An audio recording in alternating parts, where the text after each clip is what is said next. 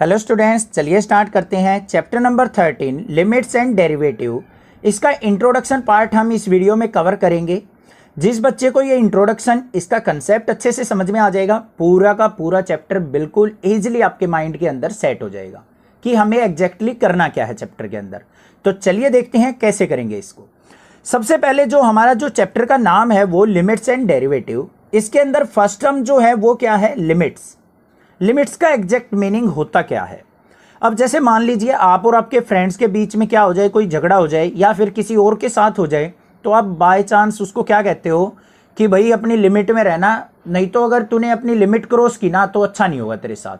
तो उस लिमिट का मतलब क्या होता है? उसकी हद, उसकी बाउंड्री, मतलब उससे उसको क्रॉस नहीं करना है। सेम मीनिंग इस चैप्टर के अंदर है। मान लीजिए हमारा कोई भी फंक्शन है fx, इसकी क्या होगी? कोई ना कोई बाउंड्री होगी जहां तक ये वैल्यू क्या करेगा? डिफाइन करेगा। उससे बाहर इसका कोई भी महत्व नहीं है, कोई भी इस फंक्शन की वैल्यू नहीं है, तो वो कहलाती है इसकी लिमिट। अब इस लिमिट को हम किस तरीके से रिप्रेजेंट करते हैं? कई जगह तो LIM करके लिखा मिल जाता है, कई जगह आपको LT लिखा मिल जाएगा। साथ में यहां पे आपको ये जो बाउंड्री होती है ना, वो डिफाइंड होती है इस तरीके से, लिमिट x टेंड्स टू 2 या फिर x टेंड्स टू 0, या फिर इस तरीके से हो सकती है limit x tends to infinity भी हो सकती है, या फिर लिमिट x टेंड्स टू 10 भी हो सकता है, कुछ भी। मतलब ये उसकी बाउंड्री को डिफाइन किया गया। समझ में आ गया? ये नई टर्म थी आपके लिए, ये मतलब आपको क्लियर हो गया होगा। जैसे लिमिट x टेंड्स टू 2 है तो इस फंक्शन की वैल्यू जो है यहां तक 2 तक ही डिफाइंड है, उससे बाहर ये फंक्शन डिफाइन नहीं होगा। क्लियर? यहां तक कोई दिक्कत नहीं है। अब आते हैं मेन ऑब्जेक्टिव के ऊपर। मान लीजिए आपको कोई फंक्शन दे रखा है fx इक्वल टू इस तरीके से x टेंड्स टू 2 और फंक्शन दे रखा है हमें x²। इसकी वैल्यू हमने फाइंड आउट करनी है। तो यहां पे क्या करना है? सिंपल सा काम है, x की वैल्यू को 2 को पुट कर दो यहां पे। तो यहां पे क्या हो जाएगा? f of 2 is equal to x की जगह 2 पुट करेंगे तो 2 का स्क्वायर, 2 का स्क्वायर कितना हो गया हमारा? 4। तो इस फंक्शन का सॉल्यूशन क्या आ गया हमारा? 4। बिल्कुल सिंपल था। अब नई बात यहां पे क्या सीखने की है वो देखो। अगर मान लीजिए आपको फंक्शन दे रखा है इस तरीके से fx equal to limit x tends to 3 और फंक्शन है हमारा x² माइनस 9 अपॉन में x माइनस 3, ऐसे फंक्शन दे रखा है। आप भाग के क्या करोगे? इस x की वैल्यू को 3 को यहां पुट कर दोगे। सर बड़ा सिंपल है, 1 मिनट में कर देंगे। देखो भाई, पुट करके यहां पे इसको पुट करते हैं 3 को, 3 का स्क्वायर क्या हो जाएगा? 9। यहां पे क्या है? -9 अपॉन में, यहां पे 3 पुट किया तो 3 माइनस 3, वैल्यू क्या आ गई? 9 माइनस 9 0, 3 माइनस 3 0, और 0/0 मतलब 0 आंसर आ गया। नहीं, गलत हो जाएगा। आपको ध्यान क्या रखना है? लिमिट वाले क्वेश्चन में अगर हमारे फंक्शन की फॉर्म 0/0 आती है तो आपको कुछ ना कुछ करना पड़ेगा।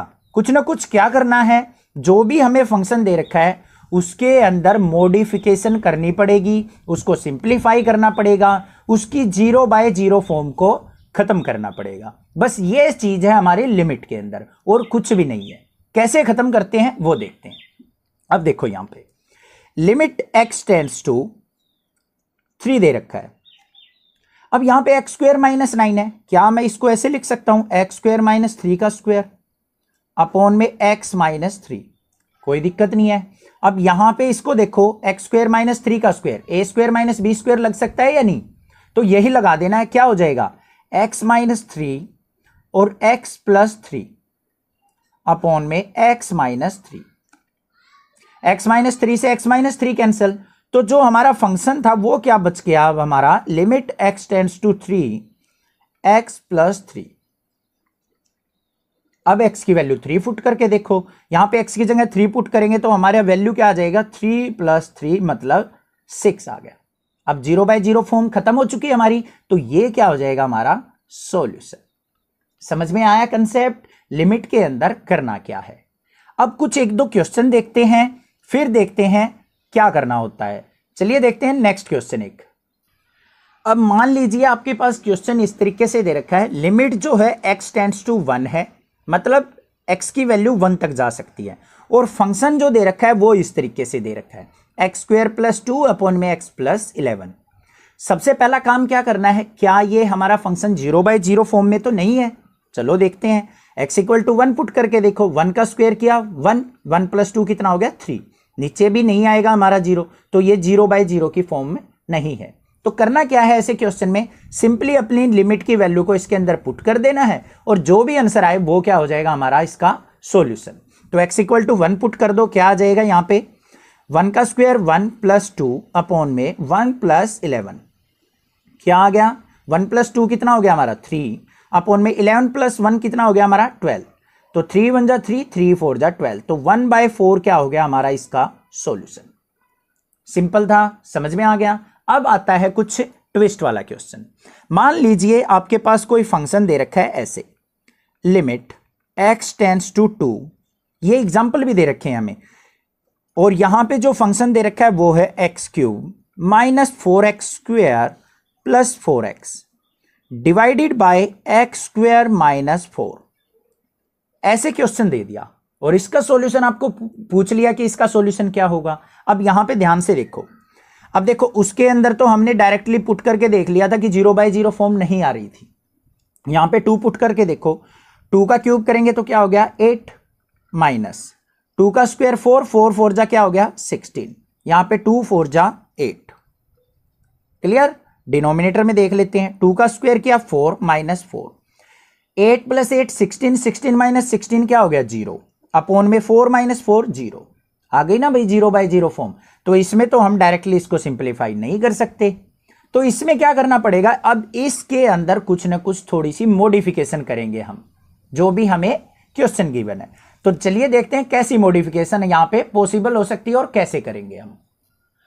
तो यहां पे देखो हमारा जो फंक्शन दे रखा है x cube minus 4x square plus 4x, ऊपर से देखो कोई चीज कॉमन आ रही है, x इसमें भी है, इसमें भी है, इसमें भी है, तो x को तो हम फटाक से कॉमन ले सकते हैं।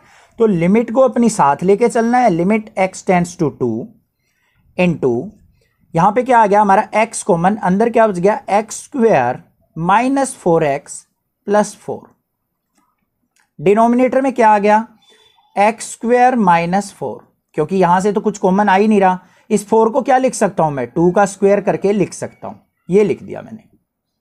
ठीक है, अब देखो नेक्स्ट क्या बनता है हमारा, limit x tends to 2 into यहां पे क्या है x इंटू, ये देखो किसका फॉर्मूला बन गया हमारा, ये जो फॉर्मूला बन गया हमारा x माइनस 2 का होल स्क्वायर बन गया। देखो x का स्क्वायर करेंगे x स्क्वायर, 2 का स्क्वायर 4 और 2x होता है माइनस का, तो माइनस 2 2 जा 4x, x माइनस 2 का होल स्क्वायर बन गया।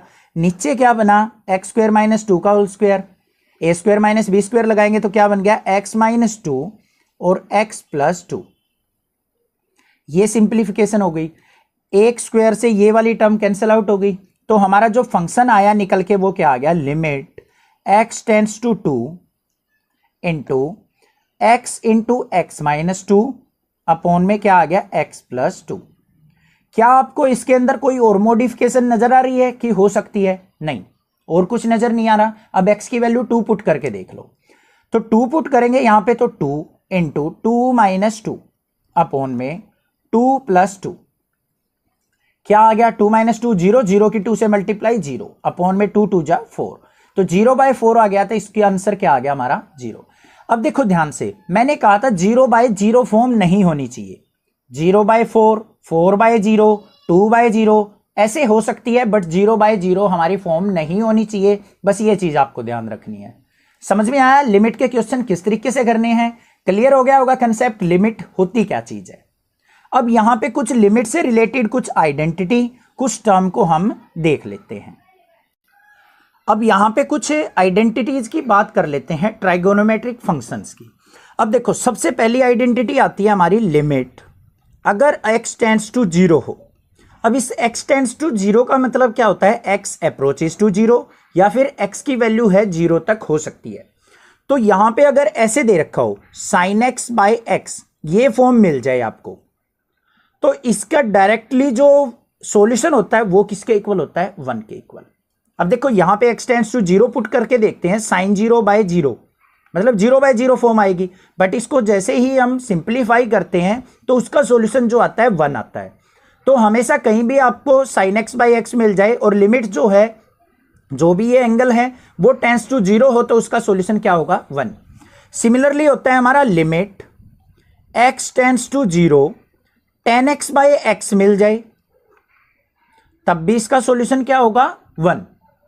दूसरा जो होता है function limit x tends to अगर 0 है और ऐसी फॉर्म मिल जाए 1 - cos x by cos x, तो इसका सॉल्यूशन जो होगा वो कहां तक होगा हमारा 0 होगा। क्लियर, कोई दिक्कत नहीं है। ये आइडेंटिटी आपको याद रखनी है। sin x/x फॉर्म मिल जाए तो उसका सॉल्यूशन 1 होगा, tan x/x हो तो उसका सॉल्यूशन 1 होगा, 1 - cos x/x हो तो उसका सॉल्यूशन 0 होगा। एक और आइडेंटिटी है limit x tends to a और हो हमारे पास x की पावर n माइनस a की पावर n अपॉन में x माइनस a, तो इसका सॉल्यूशन होता है n a की पावर n माइनस 1। ये 4 आइडेंटिटी हैं जो मेनली हमारी यूज होने वाली है लिमिट में। ये तो था लिमिट तक का इंट्रोडक्शन। अब बात करते हैं जो हमारी 13.2 है डेरिवेटिव वाली, उसका इंट्रोडक्शन हम यहां पे ब्रीफली देखेंगे। बिल्कुल सिंपल है, क्लास 12th में भी आपका यूज होगा। तो डेरिवेटिव के बारे में अभी हम देखते हैं। अब जो डेरिवेटिव टर्म है हमारी यहां पे, उसको हम दूसरा नाम जो है डिफरेंशिएशन से भी इसको कॉल करते हैं। डेरिवेटिव को डिफरेंशिएशन भी बोला जा सकता है। और एग्जैक्ट मीनिंग होता क्या है हमारा इसका, slope of tangent. Slope of tangent जो होती है उसको हम डेरिवेटिव या डिफरेंशिएशन कहते हैं। अब देखो, मान लीजिए हमारे पास कोई भी कर्व है, इसके ऊपर पॉइंट को टच करती हुई कोई लाइन है, तो ये क्या कहलाती है हमारी टेंजेंट। क्या होती है ये टेंजेंट। इसके पॉइंट्स दे रखे, मान लीजिए ये पॉइंट्स हैं x1 y1, ये पॉइंट्स हैं हमारे x2 y2। अगर मैं इस लाइन की स्लोप की बात करूं तो आपने स्ट्रेट लाइन चैप्टर के अंदर पढ़ा था m इक्वल टू क्या होता है y2 माइनस y1 अपॉन में x2 माइनस x1। स्लोप ऐसे ही तो निकलती है m equal to y2 minus y1 upon में x2 माइनस x1।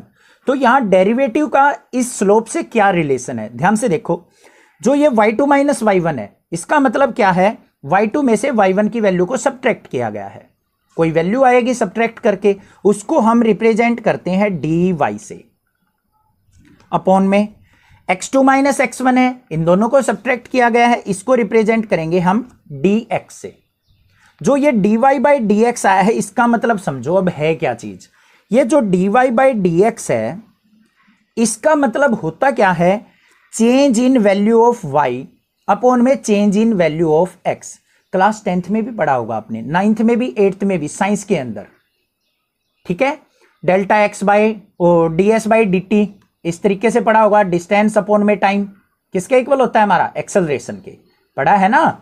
या फिर dv बाई dt वो किसके इक्वल होता है हमारा, सॉरी ये ds बाई dt होता है वेलोसिटी के, और dv बाई dt होता है हमारा एक्सेलरेशन के, ऐसे होता है। क्लियर। तो यही टर्म है हमारे पास dy by dx, change in value of y upon में change in value of x। इसी को हम कहते हैं डेरिवेटिव, डिफरेंशिएशन। या फिर इसको कैसे लिखा जा सकता है, कई जगह delta x by delta x by delta t, तो मैंने ये फॉर्म बता दी आपको। या फिर इसको कैसे लिख सकते हैं हम, delta y by delta x। जो ये dy बाई dx था उसको delta y by delta x भी लिख सकते हैं। और क्या हो सकता है, इसको कैंसिल कर दो, इसको हम y डैश भी लिख सकते हैं। y डैश का मतलब है derivative of y with respect to x, कि हम y का डेरिवेटिव डिफरेंशिएशन कर रहे हैं किसके रिस्पेक्ट में, x के रिस्पेक्ट में। तो एग्जैक्ट जो मीनिंग हो गया dy बाई dx का, वो क्या हो जाएगा, derivative of y with respect to x। अब घबराना मत, ये चीज है क्या सर, मुझे तो कुछ समझ में ही नहीं आया, ऐसा मत सोचो। अभी मैं आपको क्लियरली समझा दूंगा इनका मतलब क्या होता है। नेक्स्ट पेज पे देखते हैं। अब जो था dy बाई dx, इसको तो हमने लिख दिया y डैश, इसका मतलब y का डेरिवेटिव हो रहा है। अगर मान लिया इस तरीके से होता है du बाई dv, इसका मतलब derivative of u with respect to v, इसको लिख देते हैं हम u डैश। कोई और टर्म होती, मान लीजिए dz बाई dt होता, मतलब derivative of z with respect to t, इसको लिख देते हैं हम z डैश। अब ये विद रिस्पेक्ट टू का मतलब क्या है वो समझ लो। मान लीजिए आपके पास कोई भी फंक्शन दे रखा है y is equal to x square plus 2x,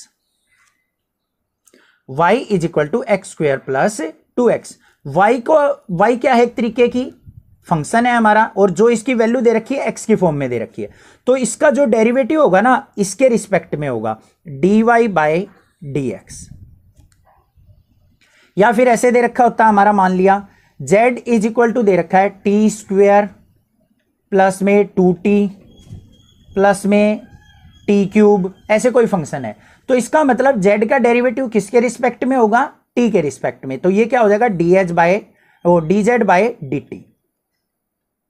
ये बहुत लंबा कंसेप्ट हो जाएगा जो क्लास 12th में आने वाला है। छोटा सा डेरिवेटिव मैं अभी यहां पे समझा देता हूं आपको। देखो, अगर मान लीजिए आपको एक्स स्क्वायर का डेरिवेटिव करना है,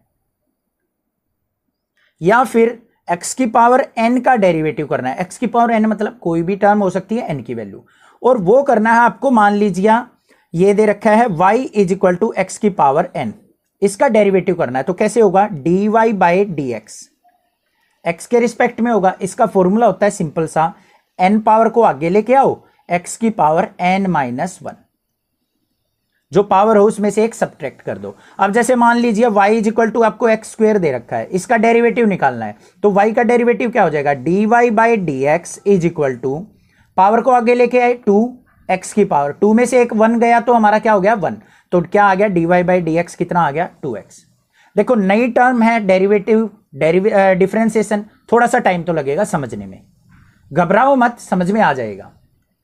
कोई और फंक्शन देखते हैं, जैसे z इज इक्वल टू दे रखा है हमारा टी क्यूब प्लस में टी स्क्वेयर प्लस में 2t, इसका डिफरेंशिएशन करना है z का विद रिस्पेक्ट टू t, तो यहां पे क्या हो जाएगा dz by dt is equal to, power आगे आएगी 3 आगे आ गया, t की पावर एक पावर कम कर दो 3t स्क्वेयर, इसका डेरिवेटिव ये हो गया।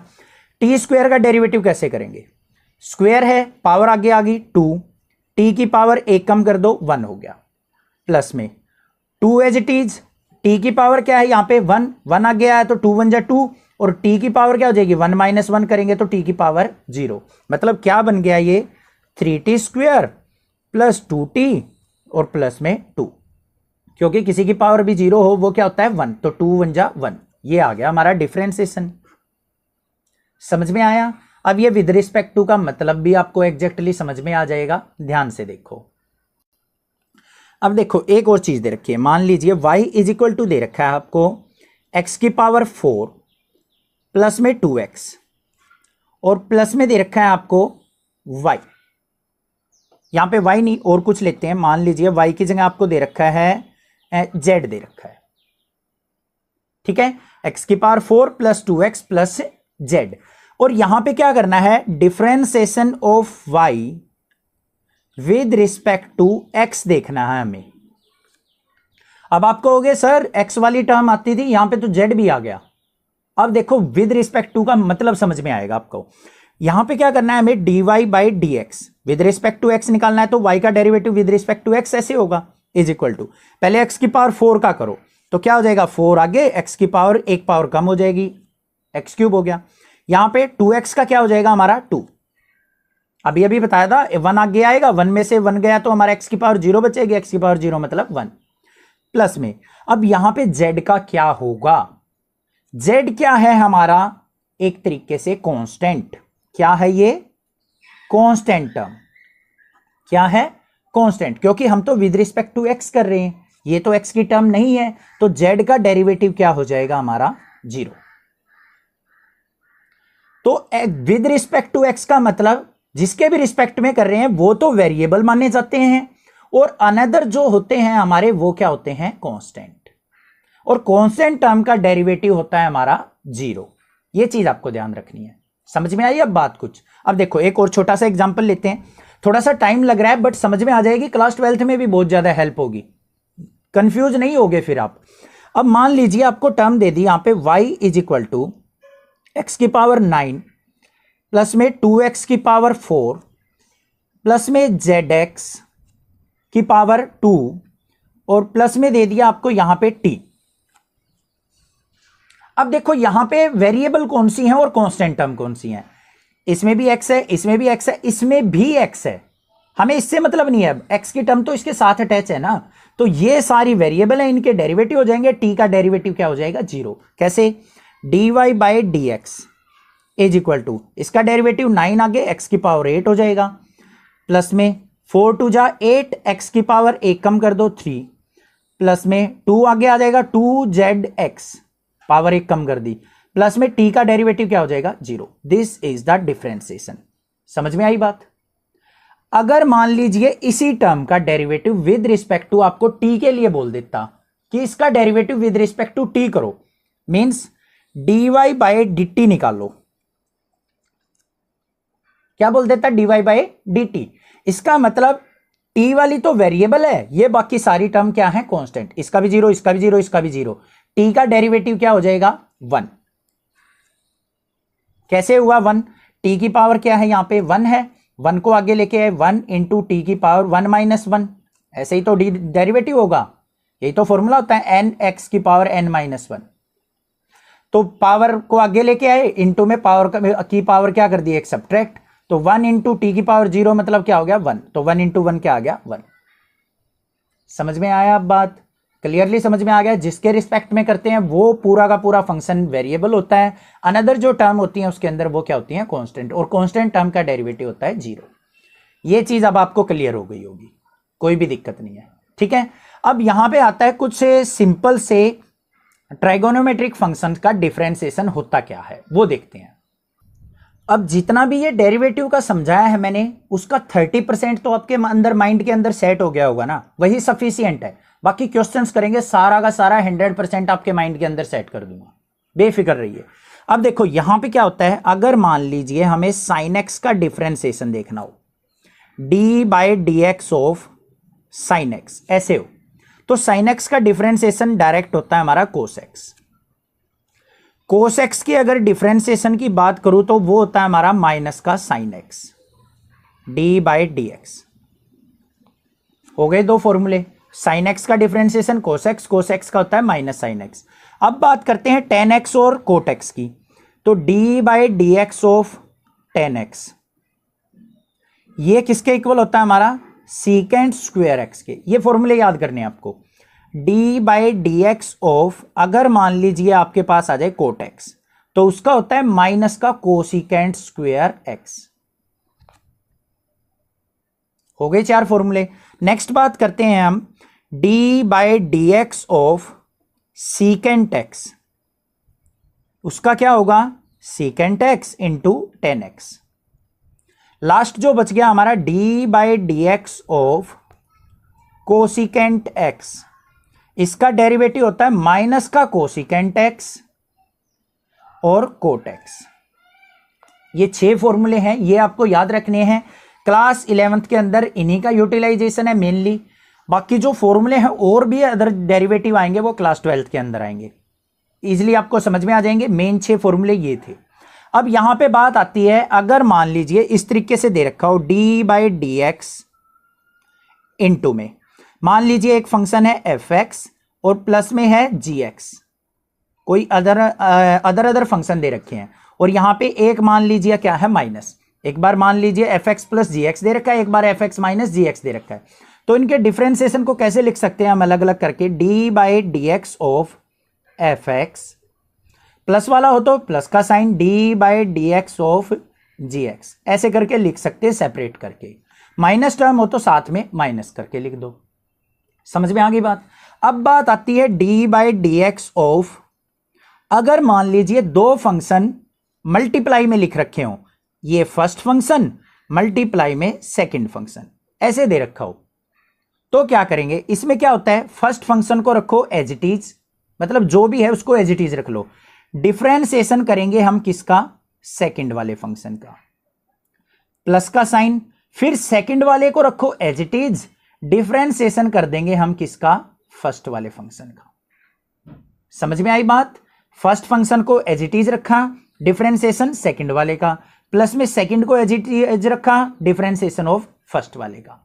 क्लियर। लास्ट जो बचता है इसका फॉर्मूला वो है D by d x of first function divided by second function. Divide में अगर हो तो कैसे लिखेंगे, इसका होता है सेकंड फंक्शन का स्क्वायर, और यहां पे क्या आता है second function as it is derivative of first function, minus में first function as it is derivative of second function. समझ में आई बात, कुछ फॉर्मूला समझ में आया। अगर ऐसे दे रखा हो u बाय वी, या फिर एक न्यूमरेटर में एक डिनोमिनेटर में फंक्शन दे रखा हो, फर्स्ट फंक्शन ऊपर सेकंड फंक्शन नीचे, तो कैसे होगा, सेकंड फंक्शन का स्क्वायर हो जाएगा डिनोमिनेटर में, सेकंड वाले को एज इट इज रख दो जो भी दे रखा है, फर्स्ट वाले का डेरिवेटिव, माइनस में first as it is second वाले का डेरिवेटिव। इनके एक एक एग्जांपल समझा देता हूं, अब आपको क्लियर हो जाएगा। चलिए देखते हैं। अब ये जो फॉर्मूले लिखे थे ना मैंने, कई जगह u इंटू वी करके भी मिल सकते हैं आपको, जैसे फर्स्ट इंटू सेकेंड लिखा था मैंने, तो ऐसे भी आपको मिल सकते हैं। कई टीचर ऐसे भी बताते हैं d by d x of u into v करना हो, u इंटू वी मतलब u हमारा फर्स्ट फंक्शन, v हमारा सेकेंड फंक्शन। तो कैसे होता है, u as it is derivative of v plus में v as it is derivative of u। u by v की फॉर्म में हो तो v मतलब डिनोमिनेटर वाले का square, v as it is derivative of u minus में u as it is derivative of v। अब एग्जांपल समझो यहां पे एक, मान लीजिए आपको दे दे d by d x of x into sine x, इसका डेरिवेटिव करके दिखाओ। तो यहां पे देखो, इसको तो u मान लो, इसको मान लो v, u क्या है हमारा x, v क्या है हमारा साइन x, तो इस फॉर्म में करो इसको कन्वर्ट। तो करना क्या है हमारा, u एज इट इज मतलब x है हमारा as it is, derivative of किसका होगा, साइन एक्स का, प्लस में v एज इट इज मतलब साइन एक्स हमारा एज इट इज रखा जाएगा, और डेरिवेटिव किसका होगा हमारा x का, तो d by d x of x। इसको सिंप्लीफाई कर लो, x तो हमारा एज इट इज रहना है, साइन एक्स का डिफरेंशिएशन अभी अभी बताया था मैंने कोस एक्स होता है, प्लस में sine x as it is, और x का डिफरेंशिएशन क्या होगा हमारा 1। क्यों होता है x का डिफरेंशिएशन 1, x की पावर क्या है यहाँ पे 1, और x की पावर कुछ भी दे रखी हो उसका डिफरेंशिएशन का फॉर्मूला क्या होता है, n x की पावर n माइनस 1, ये फॉर्मूला होता है हमारा। यहाँ पे अप्लाई करके देखो, 1 पावर आगे आएगी, x की पावर 1 माइनस 1, 1 माइनस 1 क्या हो गया 0, x की पावर 0 मतलब 1, 1 इंटू 1 1 आ गया। तो ये आ गया हमारा डिफरेंशिएशन, सिंपल था। अब अगर मान लीजिए ऐसे दे रखा हो d by d x of sine x by x, अब देखो u बाई वी हो गया हमारा, ऊपर नीचे फंक्शन आ गया, इसका डिफरेंशिएशन कैसे करेंगे, नीचे वाले फंक्शन का स्क्वायर एक्स स्क्वायर, इस वाले फंक्शन को रखो as it is, d by d x of क्या होता है ऊपर वाला फंक्शन साइन एक्स, माइनस में फिर क्या होता है ऊपर वाले फंक्शन को एज इट इज रखो, d by d x of नीचे वाला फंक्शन। समझ में आ गई, ये वाला फॉर्मूला यूज कर लिया। अब यहां पे क्या आ गया हमारे पास x, साइन x का डिफरेंशिएशन कोस x, माइनस में साइन x, और x का डिफरेंशिएशन 1 अपॉन में एक्स स्क्वायर। ये आ गया हमारा differentiation, this is the answer. Simply समझ में आ गया होगा, डिफरेंशिएशन कंसेप्ट कुछ समझ में आया होगा 40-30%। अगर इतना आ गया ना तो बेफिक्र रहो, बाकी काम मेरा है, इतनी चीज समझ लो बस। लास्ट जो बचता है हमारा फर्स्ट प्रिंसिपल डेरिवेटिव। अब क्वेश्चन के अंदर अगर आपको ये बोल दे कि डेरिवेटिव करो with respect to first principle, तो आपको फर्स्ट प्रिंसिपल से करना है। अगर फर्स्ट प्रिंसिपल नहीं दे रखा तो आप डायरेक्ट मेथड से भी आप डेरिवेटिव कर सकते हो। तो अब लास्ट में सीख लेते हैं हम फर्स्ट प्रिंसिपल डेरिवेटिव होता क्या है। अब यहां पे हम देखेंगे फर्स्ट प्रिंसिपल डेरिवेटिव कैसे फाइंड आउट किया जाता है, कि किसी भी फंक्शन का अगर डेरिवेटिव करना है और फर्स्ट प्रिंसिपल से करना है तो कैसे करेंगे। अब देखो, हमारा अगर मान लिया dy बाई डी एक्स हो, तो मैंने बताया उसको हम क्या लिख सकते हैं, y डैश लिख सकते हैं। अगर मान लिया हमारे पास कोई फंक्शन है f(x), इसका डेरिवेटिव करना है तो इसको हम f डैश x भी लिख सकते हैं। f डैश x का मतलब इसका डेरिवेटिव। अब देखो, फर्स्ट प्रिंसिपल डेरिवेटिव निकालने का एक फॉर्मूला होता है हमारे पास, कैसे, f डैश x मतलब derivative of f(x) equal to किसके होगा, limit h tends to 0 h tends to 0 और यहां पे क्या होगा f of x plus h minus f x upon में h। ये फॉर्मूला होता है हमारा फर्स्ट प्रिंसिपल डेरिवेटिव का। इसका प्रूफ भी होता है, अगर कहोगे तो मैं वीडियो बना दूंगा। वैसे आपको ये रिमेंबर वैसे भी रखना है, इसके प्रूफ की कोई भी रिक्वायरमेंट नहीं है, ना ही सिलेबस के अंदर है। ठीक है, अब इसका यूटिलाइजेशन किस तरीके से करते हैं वो ध्यान से सुन लो। अगर मान लीजिए आपको कोई फंक्शन दे दे f x equal to x square या फिर y is equal to x square, इसके डेरिवेटिव को पूछ ले। डायरेक्ट मेथड से हो आपने सीख लिया, 1 मिनट में बता दोगे। dy by d x sir इसका होगा, पावर आगे आ जाएगी 2x की पावर 2 माइनस 1 1, तो dy बाई डी एक्स इसका 2x हो जाएगा। मीन्स एफ डैश एक्स जो होगा वो 2x आएगा। अब अगर इसी क्वेश्चन को बोल दे कि भाई फर्स्ट प्रिंसिपल से करके दिखाओ, तो कैसे करेंगे? देखो हमारे पास जो फंक्शन दे रखा है एफ एक्स इक्वल टू क्या दे रखा है एक्स स्क्वेयर। अब इसके अंदर हमने क्या करनी है, ये वैल्यूज पुट करनी है। अगर मान लीजिए आपको मैं कह दूं एफ ऑफ 1 की वैल्यू क्या होगी इसके अंदर, तो x की जगह क्या पुट करोगे 1 पुट करोगे, तो यहां पे क्या आ जाएगा 1 का स्क्वायर मतलब 1 आ गया। अगर मान लीजिए मैं पूछ लूं कि एफ ऑफ 2 की वैल्यू क्या होगी, तो आप x की जगह क्या पुट करोगे 2 का स्क्वायर करेंगे तो क्या आ गया 4 आ गया। अब मैं पूछ लूं कि एफ ऑफ 3 की वैल्यू क्या होगी, तो 3 पुट करोगे, 3 का स्क्वायर क्या आ गया हमारा 9 आ गया। अब अगर मैं कह दूं F of x plus h की वैल्यू क्या होगी, F of x plus H, तो यहां पे जो वैल्यू है वो यहां तो पुट करोगे, मतलब क्या हो जाएगा एक्स प्लस एच का होल स्क्वायर हो गया। ऐसे ही तो बोलोगे, समझ में आई बात? एफ ऑफ 1 निकालना तो एक्स की जगह 1 पुट कर दिया, एफ ऑफ 2 निकालना तो एक्स की जगह 2 पुट कर दिया, एफ ऑफ 3 निकालना तो 3 पुट कर दिया। अब अगर F of x plus H निकालना है तो एक्स की जगह क्या पुट कर देंगे एक्स प्लस एच। ये चीज समझानी थी बस, कुछ भी नहीं है, क्वेश्चन हो गया। देखो अब f dash x equal to limit h tends to 0, f of x plus h की वैल्यू क्या हो जाएगी हमारी एक्स प्लस एच का whole square minus f x क्या दे रखा है हमें एक्स स्क्वायर, तो एक्स स्क्वायर पुट कर दिया, अपॉन में क्या आ जाएगा एच। क्लियर? वैल्यू पुट करनी आ गई आपको, बस और कुछ नहीं सीखना इसके अंदर, यही चीज आनी चाहिए बस। अब देखो इसको सिंप्लीफाई करते हैं, लिमिट h टेंड्स टू 0, इसको सिंप्लीफाई करो, x square plus H square plus 2xh, ए प्लस बी का होल स्क्वायर ओपन कर दिया, माइनस में एक्स स्क्वायर, अपॉन में क्या है h। क्लियर? कोई दिक्कत नहीं, एक्स स्क्वायर से एक्स स्क्वायर कैंसिल, बचा क्या यहां पे H square plus 2xh upon में h। अब ऊपर से कॉमन क्या आ रहा है वो देख लो, क्या आ जाएगा यहां पे limit h tends to 0, means h की वैल्यू 0 पुट करनी है, ऊपर से कॉमन आ गया हमारा h, अंदर क्या बच गया h प्लस 2x अपॉन में क्या है h। h से क्या कैंसिल हो गया h, बचा क्या हमारा h प्लस 2x। अब h की वैल्यू पुट कर दो, h की वैल्यू क्या है हमारी 0, तो 0 plus 2x is equal to क्या आ गया हमारा 2x। तो इस फंक्शन का डेरिवेटिव कितना आया हमारा 2x। हो तो सिंपल भी जाता 2 स्टेप में, बट अगर उसने ये पूछ लिया कि सर भाई फर्स्ट प्रिंसिपल से करके दिखाओ, तो ऐसे करना है आपको, तो आ गया ना सेम आंसर 2x ही आया ना हमारा डेरिवेटिव, और वैसे डायरेक्ट भी क्या आया था 2x। ये होता है हमारा फर्स्ट प्रिंसिपल। बाकी इसके क्वेश्चन करेंगे, वहां से आपके सारे डाउट क्लियर हो जाएंगे, कंसेप्ट आपको क्लियर हो गया होगा, कुछ ना कुछ डेरिवेटिव के बारे में आपको 30-40% सीखने को मिल गया होगा। बस इतना ही सीखना, बाकी काम मेरा है, मैं अपने आप आपके माइंड के अंदर सेट कर दूंगा। Thank you students for watching this video. ये वीडियो अगर अच्छे से समझ में आ गई है तो ठीक है, अगर नहीं तो एक बार और प्ले करके देख लीजिए। बाकी इस चैप्टर के अंदर इससे अलग कुछ भी नहीं है, मैंने क्लास 12 तक का बता दिया है आपको। ठीक है, कंसेप्ट क्लियर करना है, रट्टा नहीं लगाना किसी चीज का भी। कोई भी प्रॉब्लम कहीं पे फेस होती है तो आप मुझे कमेंट करके जरूर पूछ लें। Thank you students for watching this video, thanks.